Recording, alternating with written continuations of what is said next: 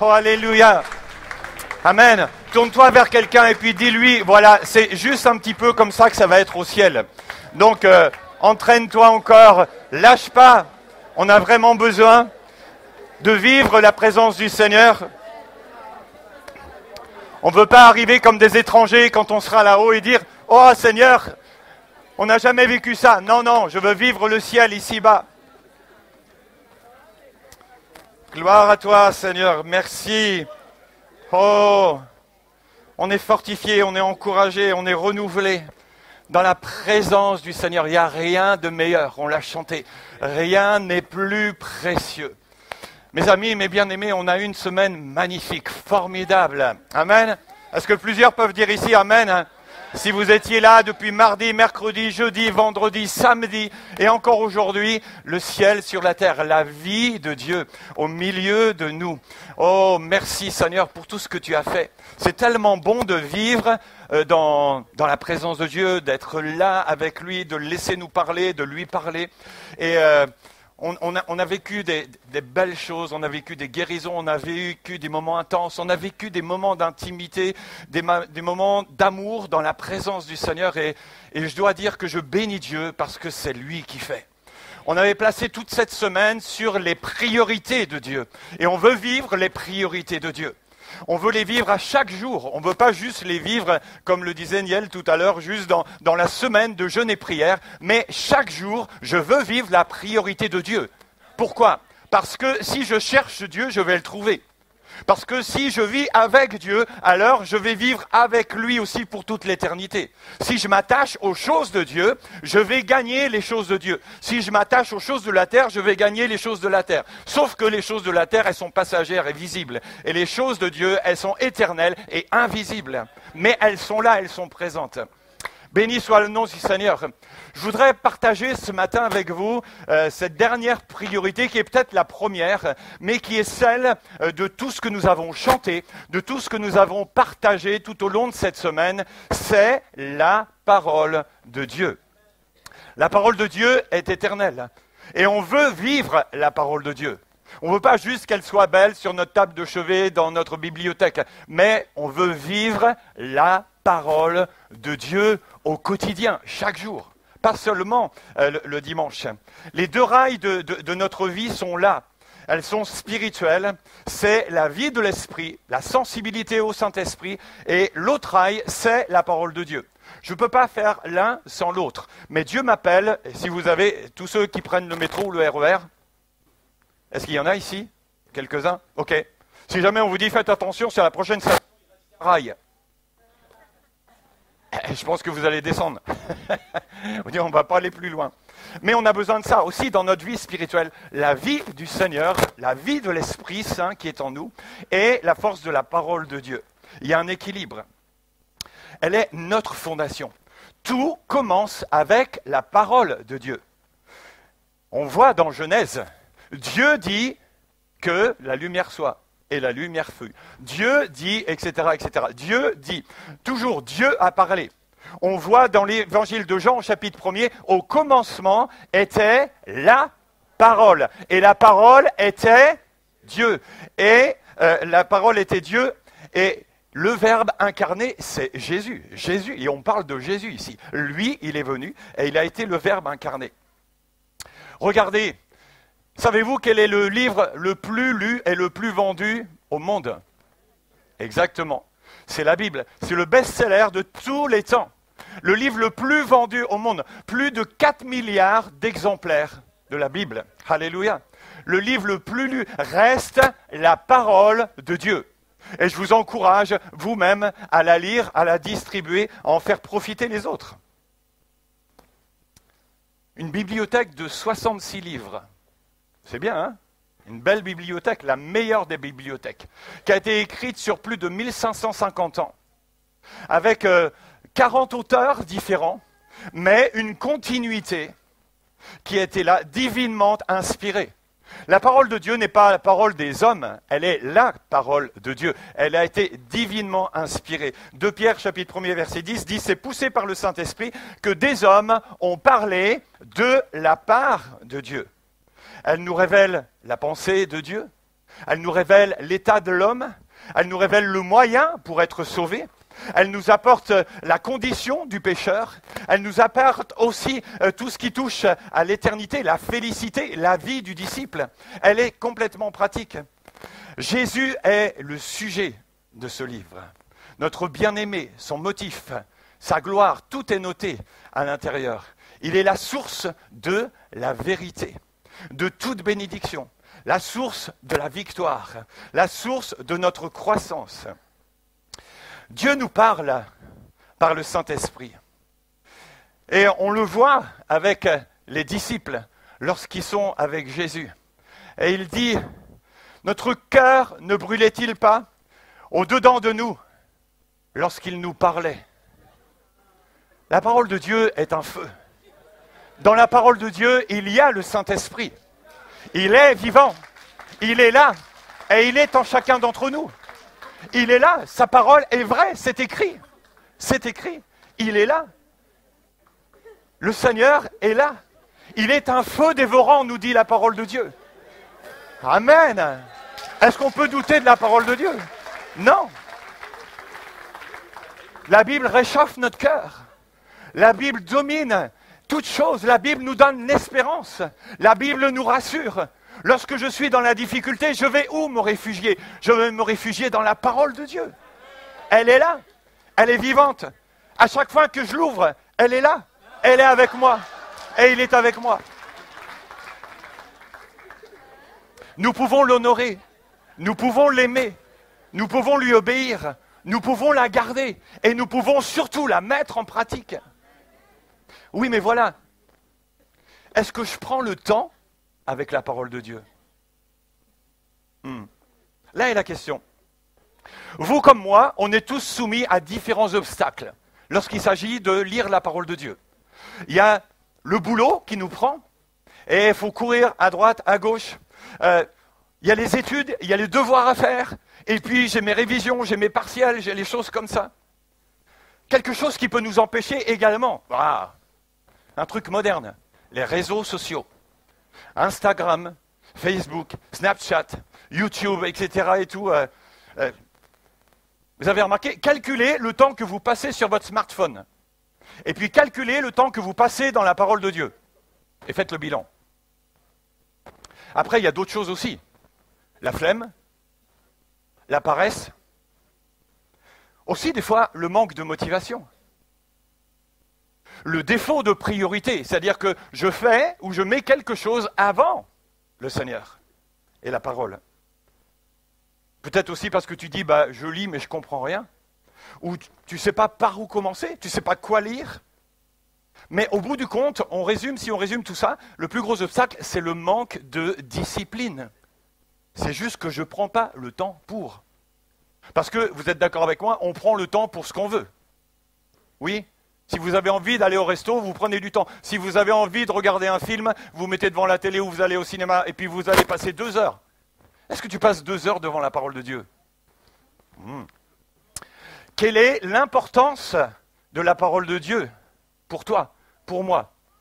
Fais un petit bilan, je ne vous demande pas les résultats, mais regarde ça puis évalue l'importance sur une échelle de 1 à 10. Où se trouve la parole de Dieu dans ta vie? Réfléchis. C'est chacun personnel. Aujourd'hui, on écoute plein de choses. Il y a une espèce de facilité parce qu'on va écouter telle chose sur Internet, telle autre, on va regarder tel post d'un tel ou d'un tel. On aime ce qui est rapide, on aime la facilité. Certains, peut-être même, ont de la difficulté à lire. J'ai déjà parlé, souvent c'est peut-être un peu plus avec les jeunes. « Oh, mais j'aime pas lire, je ne sais pas lire, etc. » et tout, bref. Mais ça nous appelle quand même, ici, à voir ce que Dieu veut et à replacer notre priorité. Le but de la parole de Dieu. Quel est le but de la parole de Dieu? Regardez avec moi dans le deuxième livre de Timothée, au chapitre 3 et au verset 16 et 17. 2 Timothée 3, 16.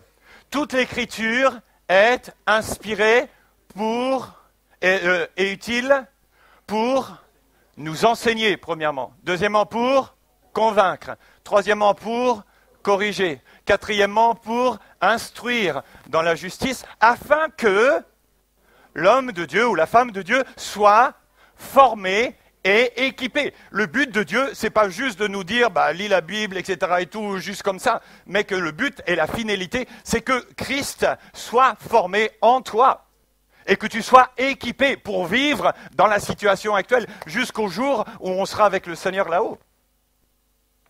On peut mettre l'accent des fois sur le Nouveau Testament et puis dire, ça me convient bien, mais Dieu nous dit toute l'Écriture.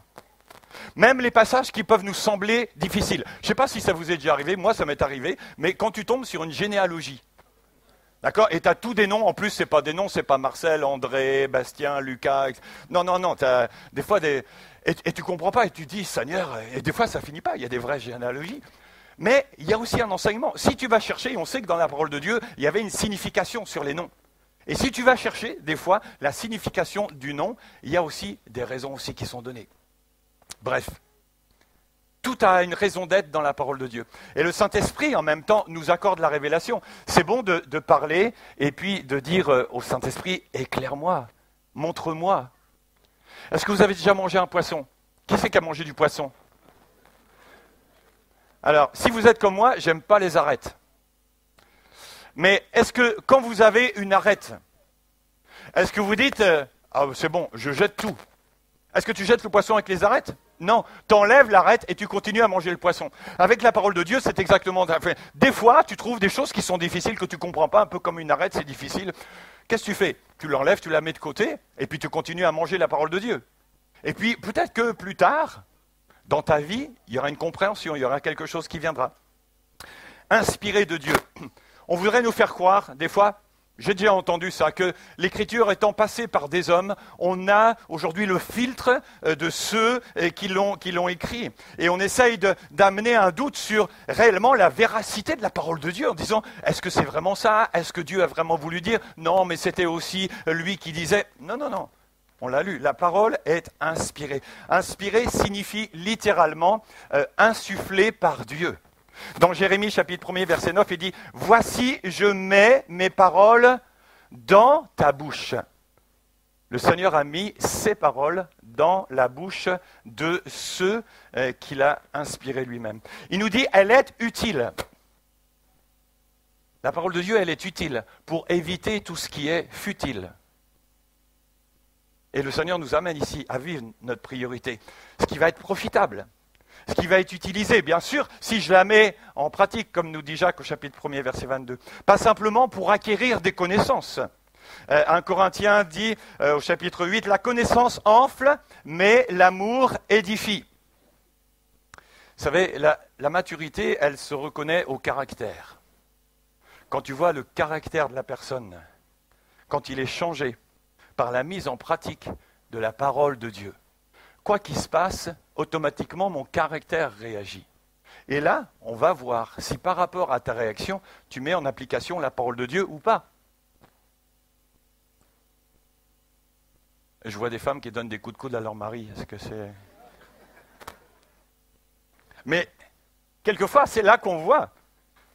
Avec, demande à ta femme, demande à ton mari, demande à tes enfants. Est-ce que tu vois le caractère de Dieu en moi? Vous savez, beaucoup de gens ont une bonne connaissance biblique, mais restent des enfants spirituels. Ce n'est pas tout de savoir. Ce qui est important, c'est de pratiquer. Elle est utile si je pratique. Vous avez vu les musiciens? Ce que j'aime beaucoup chez ces musiciens-là, c'est que, voilà, ils pratiquent, ils vivent, ils sont là. Quand ils sont sur la batterie, sur le piano, sur la guitare, sur la basse ou au chant, ils travaillent. Ils mettent en pratique le don. Amen. Imaginez-vous que vous deviez vous faire opérer et vous allez voir le chirurgien. Et le chirurgien vous dit bonjour. Il dit désolé, moi je n'opère qu'une fois par mois, mais on va essayer sur vous, on va continuer. Est-ce que vous laisseriez un chirurgien qui opère une fois par mois? Il faut que le gars il ait de l'expérience, il faut qu'il ait de la pratique. Une lecture utile. Comment est-ce qu'on peut avoir une lecture utile? Quand tu lis dans ta Bible, prends le texte. Pose-toi, lis-le plusieurs fois. Cherche des versets concordants, ce qu'on appelle aussi des parallèles. On a des Bibles avec des parallèles comme ça, ou en rapport avec le thème. Tiens, ça me parle du royaume de Dieu. Qu'est-ce qu'il dit? Est-ce qu'il y a d'autres versets qui me parlent du royaume de Dieu? Le royaume de Dieu est semblable à... Ben voilà, je vous donne une piste pour cette semaine. Cherchez tous les versets dans la parole de Dieu qui disent et qui prennent cette image. Le royaume de Dieu est semblable à. Ça va vous donner une thématique. Je vais y revenir tout à l'heure. Une réflexion utile, c'est-à-dire méditer. Je ne lis pas juste pour lire. Je ne fais pas un devoir que Dieu me demande. Non, je médite. Méditer veut dire s'entraîner. Ça veut dire s'exercer. Et là, je me pose une question ou des questions quand je lis. Qu'est-ce que ça signifie ? Qu'est-ce que ça m'apprend sur Dieu? Qu'est-ce que ça m'apprend sur moi? Est-ce que de ce texte-là, il y a une promesse? Est-ce qu'il y a une injonction? Est-ce qu'il y a une stratégie de Dieu ou de l'ennemi? Est-ce qu'il y a un exemple? Est-ce qu'il y a un conseil à suivre? Seigneur, éclaire-moi. Quand tu lis ta Bible, moi quand je lis, je prie en même temps. Seigneur, montre-moi. Saint-Esprit, c'est lui qui a inspiré. Vous êtes d'accord? Est-ce que lui qui a inspiré les hommes et qui ont écrit la parole de Dieu, est-ce qu'il ne peut pas t'aider à la comprendre? Est-ce que tu as le Saint-Esprit avec toi? Quels sont ceux qui croient qu'ils ont le Saint-Esprit en eux? Amen. Donc tu peux prier et demander. S'il y a quelque chose, le Seigneur va t'aider. Je prends du temps. Des fois, il faut se mettre en silence. Et c'est très difficile, des fois, de se mettre en silence. Ça vous est arrivé? Moi, quand j'essaie ça, et je me mets devant Dieu pour écouter, j'ai toutes sortes de trucs qui viennent à ma mémoire, de ci, de ça, et puis... si tu disciplines pas tes pensées, elles partent vite à droite, à gauche. Seigneur, aide-moi, je veux t'écouter. Utile pour enseigner, transmettre de façon à ce qu'on comprenne, de manière à ce qu'on puisse assimiler. Paul dit, ne soyez pas dans l'ignorance. Le passage dans le texte original désigne spécifiquement l'instruction divine, la doctrine qu'ont reçue les croyants par la parole de Dieu. Elle est là, elle est avec nous. Elle renferme non seulement l'Ancien Testament, mais tout ce que Jésus a dit, et puis aussi toutes les paroles des apôtres. Besoin d'apprendre plus. Est-ce qu'on a besoin d'apprendre plus? Ou est-ce qu'on se dit, ok, c'est bon, je suis chrétien depuis 30 ans, 40 ans, maintenant je connais la parole de Dieu. Est-ce que vous croyez ça? On n'aura jamais fini d'apprendre. Et je crois qu'on pourra encore, jusqu'en arrivant devant le Seigneur, apprendre jusqu'au dernier jour. Pourquoi? Parce que la vérité est là. La vérité renfermée dans la parole de Dieu sont des richesses spirituelles, des choses que je vais déposer dans mon cœur. Ça va être là un peu comme un dépôt bancaire. Quand on dépose quelque chose à la banque, si jamais vous mettez de l'argent sur un compte, eh bien, ça va être déposé, ça va rapporter. Si je dépose ces choses dans mon cœur, au fur et à mesure, la parole de Dieu va m'enrichir. La parole de Dieu va être là. Des biens spirituels auxquels nous avons librement accès. Pour pouvoir résister dans la tentation, résister dans l'épreuve, résister dans les choix moraux, résister dans les compromis qui s'offrent à nous, résister dans tout ce qui peut se mettre en travers de nous et puis en même temps avoir la direction spécifique de Dieu. Nous garder de l'erreur, ne pas être emporté à tout vent de doctrine. Le psaume 25, verset 4 dit « Éternel, fais-moi connaître tes voies, enseigne-moi tes sentiers. » La meilleure enseignante, c'est la parole de Dieu. Amen. Elle reflète la pensée de Dieu. Elle reflète tous les sujets. Elle nous parle du Père, du Fils, du Saint-Esprit. Elle nous parle de l'homme, du péché. Elle nous parle du salut, de la rédemption, de la sanctification, de l'Église, des événements à venir, du ciel, du paradis. Mais elle parle aussi des relations du couple. Elle parle du rapport entre un patron et un ouvrier. Elle parle de tout ce qui peut se passer entre les enfants et les parents. Elle parle de la gestion de l'argent, elle parle de la santé. La Bible aborde tous les sujets de notre vie de tous les jours, présente et éternelle. Convaincre que la parole de Dieu soit notre diapason en face des mauvais raisonnements, en face des fausses doctrines. Une conduite avec lui. Confronter nos pensées. Parce que, je ne sais pas si ça vous est déjà arrivé, mais des fois on se dit, mais non, mais Seigneur, et le Seigneur, il nous convainc. Il nous redresse. Le psaume 19, verset 8, dit « La loi de l'Éternel est parfaite, elle restaure l'âme. Le témoignage de l'Éternel est véritable, il rend sage l'ignorant. Les ordonnances de l'Éternel sont droites, elles réjouissent le cœur. Les commandements de l'Éternel sont purs, ils éclairent nos yeux. » Waouh! C'est très pratique. Un célèbre pasteur qui s'appelait Moody disait « Les Écritures n'ont pas été données pour notre information, mais pour notre transformation. » Le but de la parole de Dieu, ce n'est pas juste que tu sois informé sur ce qui est, sur ce qui était, sur ce qui vient, mais c'est que tu sois transformé à l'image de Jésus. Elle nous permet aussi de réfuter les erreurs. Il y a tellement de choses sur Internet aujourd'hui. Qu'est-ce qui est bon, qu'est-ce qui n'est pas bon? Des fois, on va se nourrir et j'entends des chrétiens dire des choses, c'est des aberrations. Où c'est que tu as entendu ça? Ah, j'ai entendu ça sur tel site, j'ai entendu ça, tel pasteur, tel... Je dis, attends, est-ce que tu as regardé un peu dans la parole de Dieu? C'est pas biblique. Même quand Paul prêchait, les chrétiens de Bérée allaient examiner par rapport aux écrits si ce qu'ils disaient était en conformité. Est-ce que quand tu entends quelque chose, tu vas plonger dans la parole de Dieu pour regarder, est-ce que c'est biblique? Ça va nous garder, nous convaincre. Après, on corrige. Elle est là pour corriger. Qu'est-ce que ça veut dire, corriger? C'est redresser, c'est remettre quelque chose en place. Si vous avez un arbre ou quelque chose qui part un peu de travers, qu'est-ce qu'on va mettre? On va y mettre ce qu'on appelle un tuteur. Et on va l'attacher dessus pour qu'il puisse grandir et prendre. On va essayer de redresser au fur et à mesure. Pour nous aussi, le Seigneur aussi veut, quand il y a un défaut dans notre vie, quelque chose qui n'est pas conforme, nous redresser. Quand on est à l'école, alors je sais, bien sûr, maintenant vous n'êtes plus à l'école, quoique vous êtes dans le travail.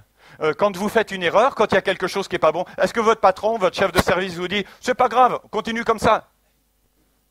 Peu importe, l'essentiel c'est que tu fasses le job. Si jamais tu te trompes, il va venir te dire, il va te dire « monsieur, madame, c'est pas bon ». Revoyez ça, on n'est pas d'équerre sur la qualité. Regardez, refaites le test parce qu'il y a des problèmes. Sur tous nos appareils, on a un truc qui est marqué NF. Sur nos appareils ménagers, sur tout ce que vous avez, vous allez voir. Vous savez ce que c'est, NF? C'est les normes françaises, c'est-à-dire que c'est validé, estampillé. Ben, je dirais que sur chaque chrétien, il faudrait que ce soit estampillé NC. Les normes célestes. Que sur ton cœur, ce soit marqué NC, que Dieu puisse mettre apposé. Il ne veut pas un produit d'importation, il ne veut pas un produit d'imitation, il veut mettre son produit à lui et il valide les choses et il dit sur son cœur, celui-là, celle-là, je mets les normes célestes. Elle ne nous rend pas seulement attentifs, elle nous amène, elle nous indique à la manière d'y remédier. Regardez, je vous donne un exemple. Dans la parole de Dieu, il est dit que celui qui dérobait ne dérobe plus. Mais elle ajoute qu'il travaille plutôt en faisant de ses mains ce qui est bien, pour avoir de quoi donner à celui qui est dans le besoin.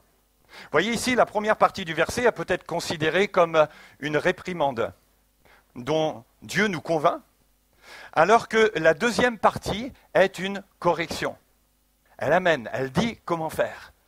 Dieu quelque part, nous convainc, nous amène, nous corrige, et puis il nous donne la correction de comment faire.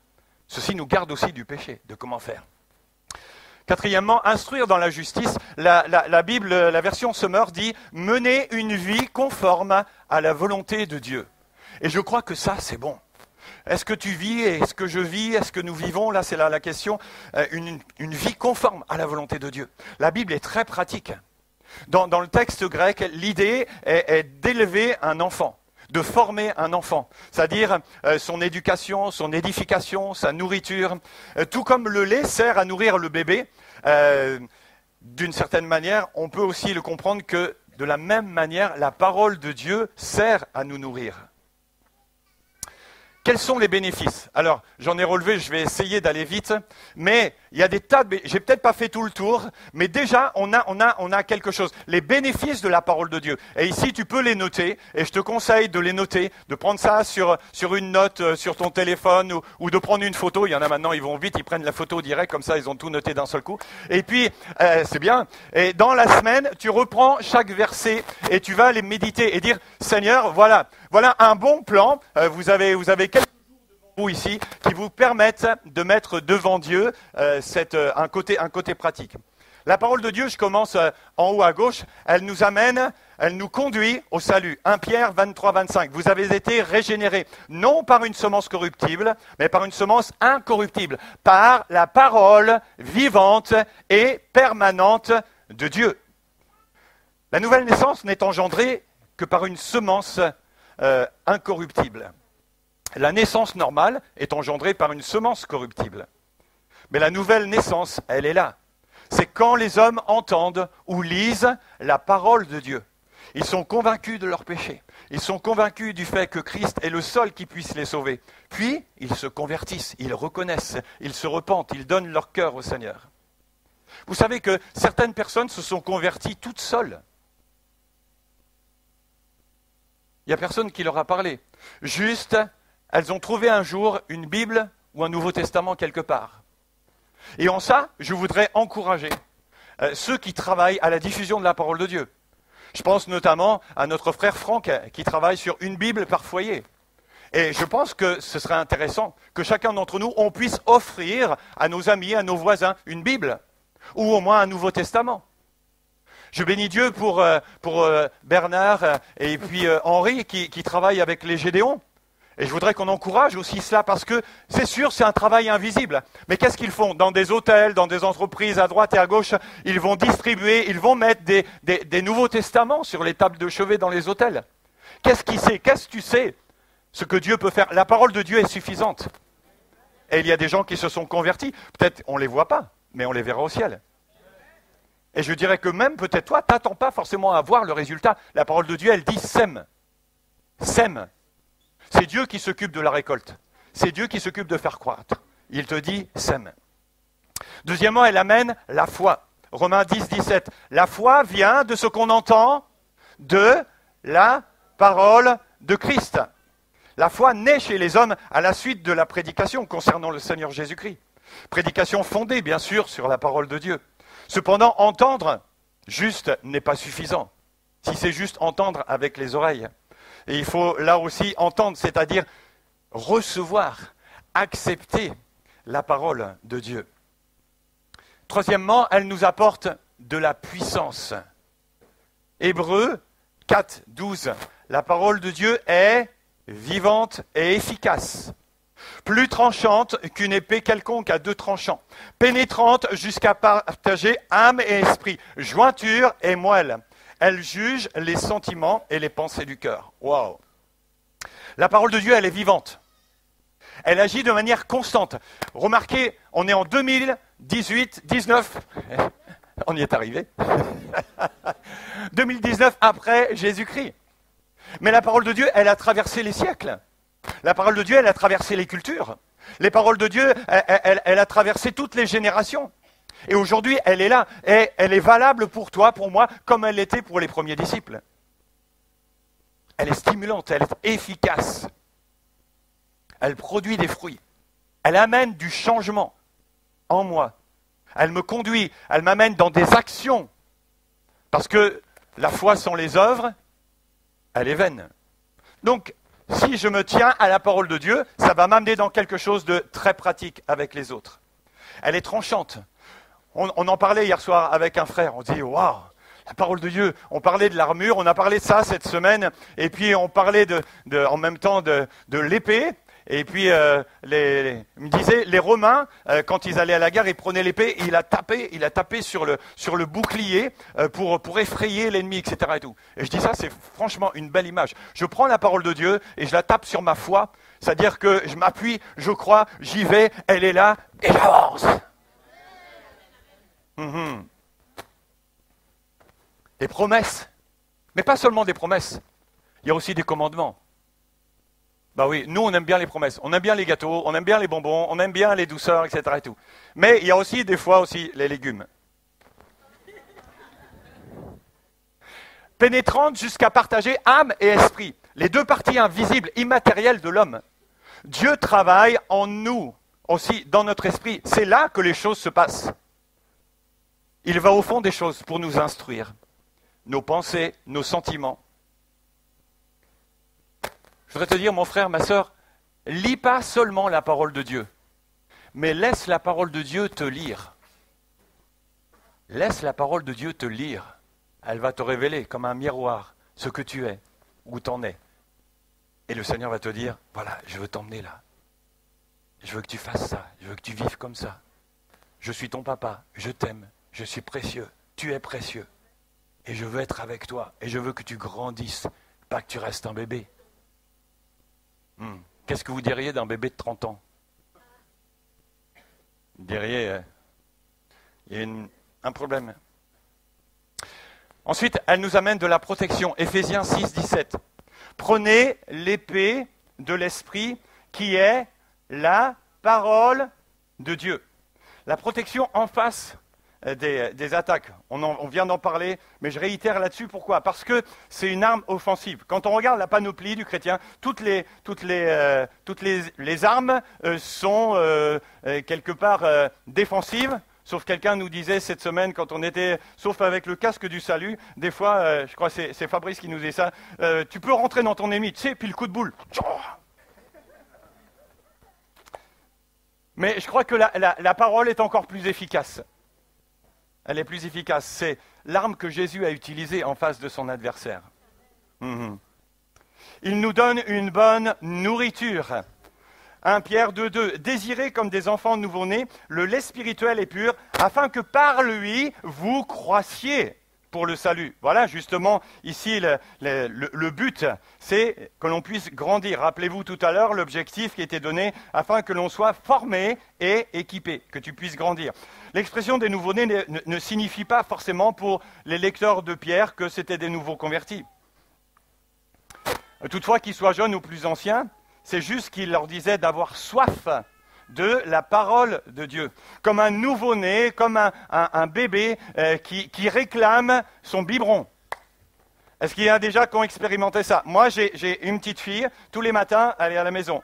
Et ses parents n'ont pas le temps de lui donner le biberon, donc ils l'amènent et elle prend le biberon à la maison. Et je vous assure, dès qu'elle voit le biberon, c'est fini. Ça chouine, ça pleure, ça piaille, jusqu'à ce que tu le laisses sur les genoux, que tu les mis le bavoir, et puis elle est là, elle a des yeux comme ça, et puis tu lui mets le biberon, tu ouf, et là, et ça bulle, tu regardes, tu vois les bulles dans le biberon, et ça descend, ça y va.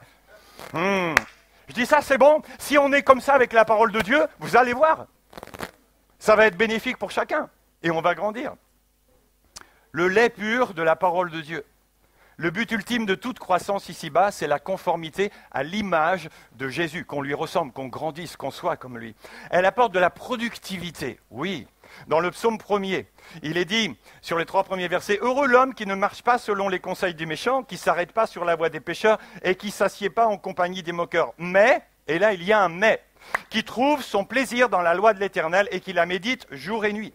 Il est comme un arbre planté près d'un courant d'eau qui donne son fruit en sa saison et dont le feuillage ne se flétrit point. Dites-le avec moi, tout ce qu'il fait, lui, réussit.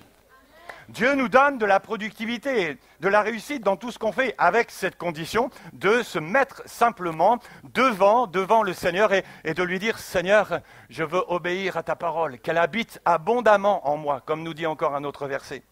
L'homme véritablement heureux est celui qui évite le style des gens mauvais ou méchants.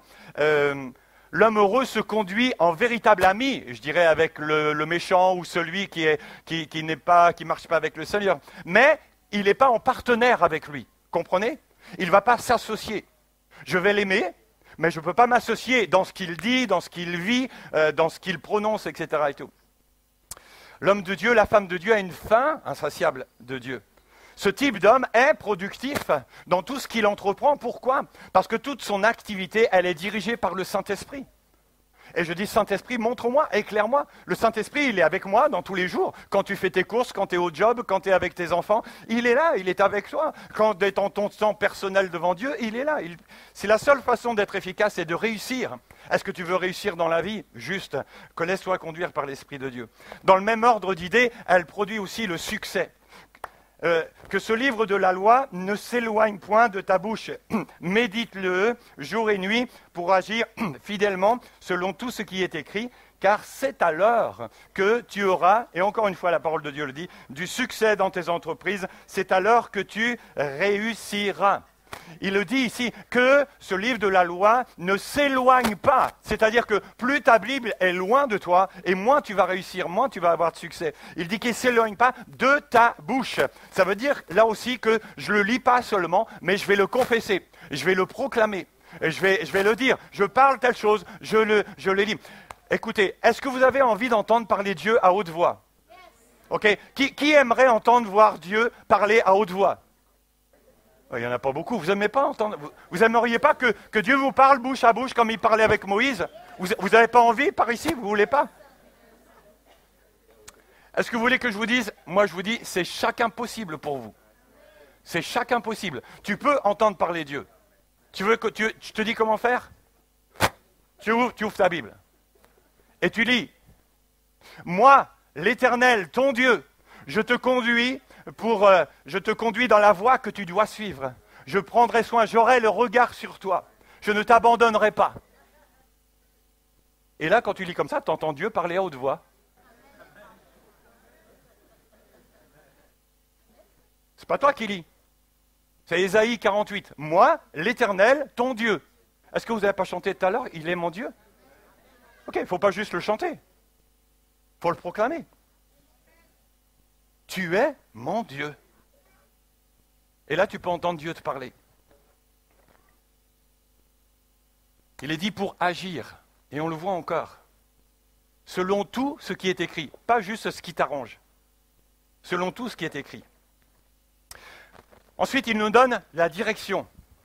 La direction. Ce matin, c'est du steak quand même que je vous donne. Je vous donne peut-être beaucoup, mais notez ça et reprenez. La parole de Dieu. Psaume 119. Alors, si vous avez le temps, je sais que c'est celui qu'on lit le moins. Parce que c'est le plus long dans la parole de Dieu. Donc tu te dis, hey, j'ai 3 minutes, là, je ne le fais pas. Eh bien, prends un quart d'heure et puis lis-le en entier à un moment donné. Et tu vas voir, il est basé sur toute la parole de Dieu et c'est hyper riche d'enseignements. Psaume 119, verset 5. Ta parole, tout le monde connaît ce verset. Ta parole est une lampe à mes pieds, une lumière sur mon sentier. Ben oui, un éclairage sur ce que je vis aujourd'hui, ce qui est à mes pieds, ce qui est là pour l'instant. Pouvoir prendre les bonnes décisions en fonction de ce que Dieu me dit pour avancer, pour aller plus loin, pour marcher sur le sentier, dans ce que lui me prépare et dans ce qu'il met pour sa volonté à mon égard. Elle me communique de la sagesse. Waouh! Soyez sages. C'est toujours dans le psaume 119 au verset 98. Tes commandements me rendent plus sage que mes ennemis, car je les ai toujours avec moi. Waouh! Je les ai toujours avec moi. Alors, ça ne veut pas dire que tu te balades avec ta Bible. Vous savez, il y en a, ils se baladent. En plus, là, j'en ai une petite. C'est, moi, je suis spirituel, hein, tu as vu un peu? Parole de Dieu, là. Je suis un homme de Dieu, une femme de Dieu. Voilà. Seigneur, il dit, c'est pas ça qui est intéressant. Ce qui est intéressant, c'est que tu te balades là, et puis là, et que là, elle soit là. Et que là, tu es la sagesse au moment donné où il faut que tu sois. Besoin de mémoire. Moi, des fois, je prie, je dis, Seigneur, aide-moi, je ne me rappelle plus. Quel verset? C'est où ça? Donc, il faut que je recherche. Cultiver la mémoire, se rappeler. Et puis, pourquoi? Parce que quand on se retrouve en face des difficultés à vivre, eh bien, c'est là qu'il faut que la parole de Dieu, elle me revienne à cœur. Pour dire, c'est comme ça qu'il faut que je réagisse. David nous partageait l'autre soir un témoignage d'un homme qui a été emprisonné dans les camps de concentration et puis qui s'est retrouvé en face de son tortionnaire.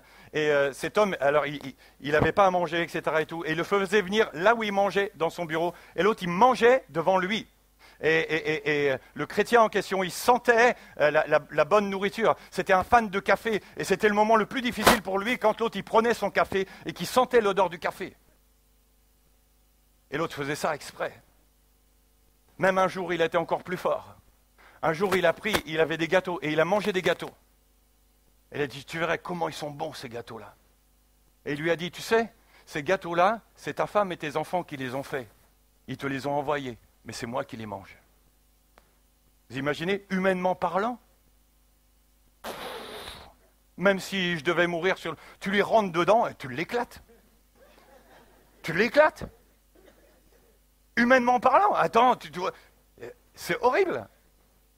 Cet homme a été libéré après la guerre.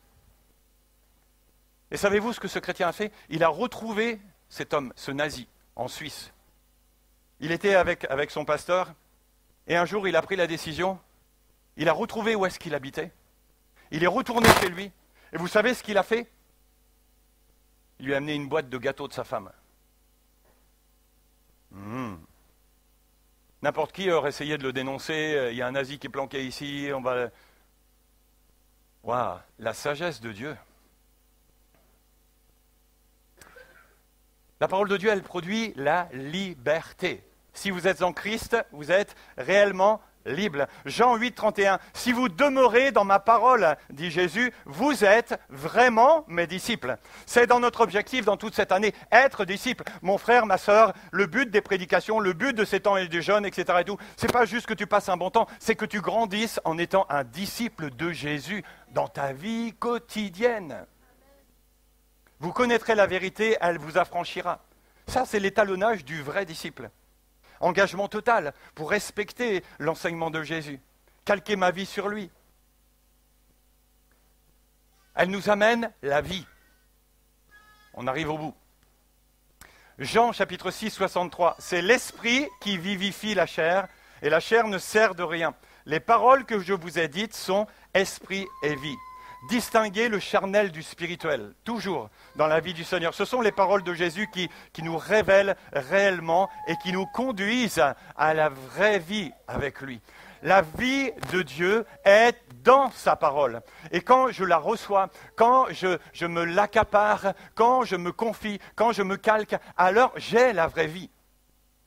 Le Seigneur nous dit, la vie éternelle, c'est qu'ils te connaissent, toi, le seul vrai Dieu, et Jésus, ton Fils, que tu as envoyé. Voilà la vraie vie, elle est là. Mon frère, ma sœur, où est-ce que tu vis?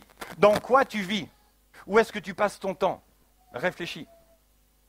Et puis, dernier point, elle procure la paix, on revient, psaume 119, verset 165, il y a beaucoup de paix pour ceux qui aiment ta loi, et il ne leur arrive aucun malheur. Waouh! La parole procure la paix dans un monde agité.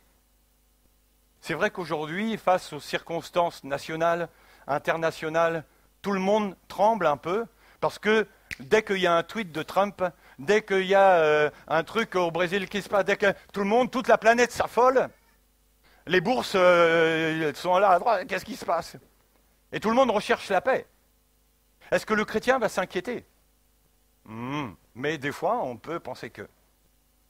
Réagir avec la parole de Dieu, être à l'abri. Ce verset ne signifie pas que le chrétien, le croyant, est à l'abri du malheur ou des difficultés. Parce que, on en connaît tous. Il veut dire qu'en obéissant à la parole de Dieu, on évite les pièges du péché. En obéissant à la parole de Dieu, on évite les pièges du péché. Parce que quelquefois, on peut se mettre aussi, nous, dans des situations difficiles, non pas à cause des autres, mais simplement aussi à cause de nous, parce que nous n'avons pas mis en application la parole de Dieu. Alors, je voudrais, pour terminer, te donner quelques aides pour t'aider à lire ta Bible. Quels sont ceux qui ont de la difficulté à lire la Bible? Il y a beaucoup de menteurs ici, hein. Donc, mentez pas, mettez pas un mensonge de plus. Moi, le premier, des fois, il faut que je me batte. Ok? Qui a de la difficulté à lire la Bible? Mais oui, c'est normal. Pourquoi? Parce que notre chair est inimitié contre Dieu. Et la chair, elle ne voudra jamais que tu passes du temps avec Dieu. Alors, je voudrais simplement te donner quelques points pour lire ta Bible. Tu peux utiliser différentes versions. On a la version qu'on connaît bien, qui est la Bible Second, mais il y a la nouvelle édition de Genève, vous avez la Bible du Sommeur, vous avez la Bible en français courant, vous avez aussi une très bonne version qui s'appelle la Parole de vie. Voilà, piochez, allez, prenez des fois une Bible, je sais pas, prenez un jour une version, un jour une autre, ou une semaine une version, une autre semaine une autre. Voilà. Prenez aussi une Bible d'études. On fait aujourd'hui des Bibles d'études pour aider. Et ça va te donner, comme je disais tout à l'heure, des parallèles, des conseils, un commentaire. Et tout ça, ça peut t'aider aussi. Si tu as de la difficulté à lire, prends des supports, d'autres supports. Aujourd'hui, vous pouvez avoir la Bible en audio. Vous avez des versions, vous prenez, vous êtes dans le métro, alors vous êtes réveillé à la bourre, vous partez, vous courez, vous sautez dans vos affaires, vous prenez votre hachette-caisse ou votre sac, et puis vous arrivez dans le métro, et tu es dans le métro, qu'est-ce que tu fais? Tu te mets les écouteurs, et tu n'écoutes pas le dernier tube de louanges contemporaines, non, tu écoutes la parole de Dieu. Il y a une personne qui est d'accord.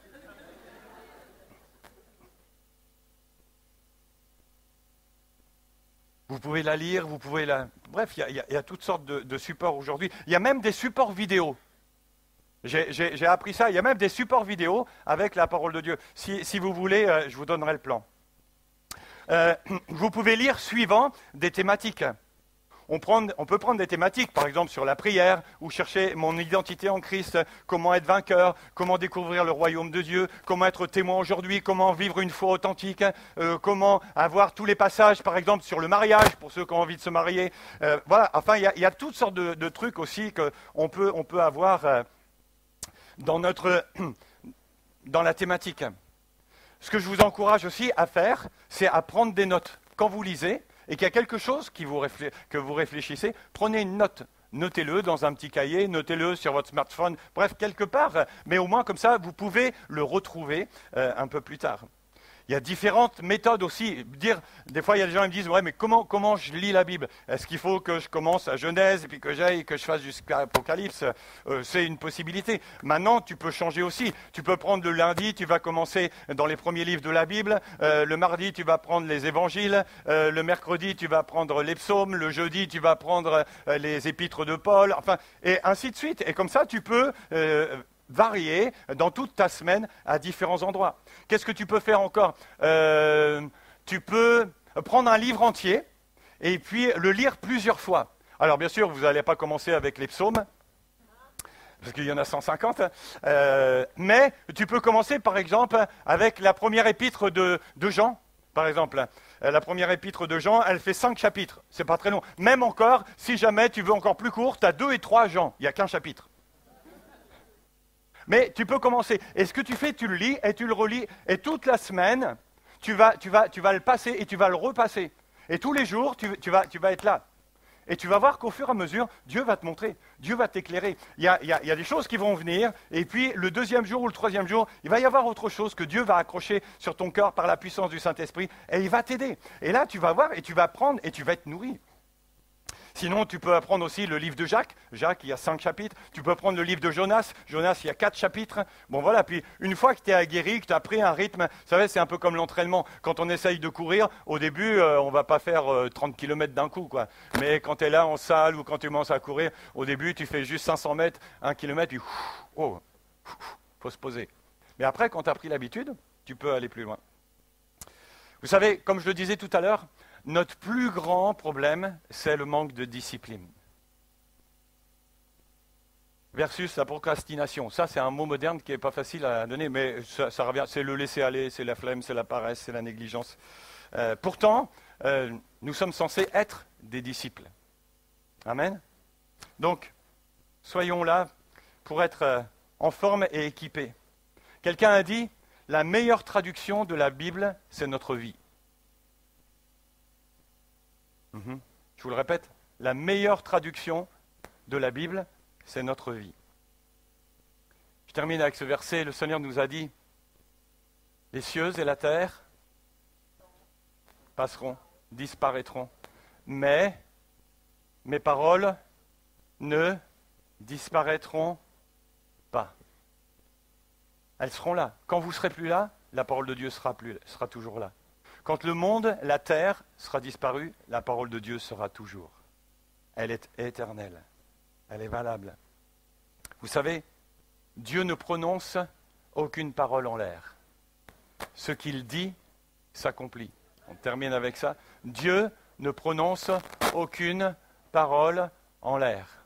Tout ce qu'il dit s'accomplit. Mon frère, ma sœur, je voudrais t'encourager ce matin. Quelle que soit ta situation, quel que soit ton état, où tu en es, la parole de Dieu, elle est valable pour toi, dans ta vie. Elle est valable à chaque moment. Elle est là pour toi. Elle s'accomplira. Elle s'accomplira. Ce que Dieu a dit s'accomplit. Alors j'aimerais que simplement on puisse prendre un temps et prier ensemble. Est-ce qu'on peut élever nos voix tous ensemble ?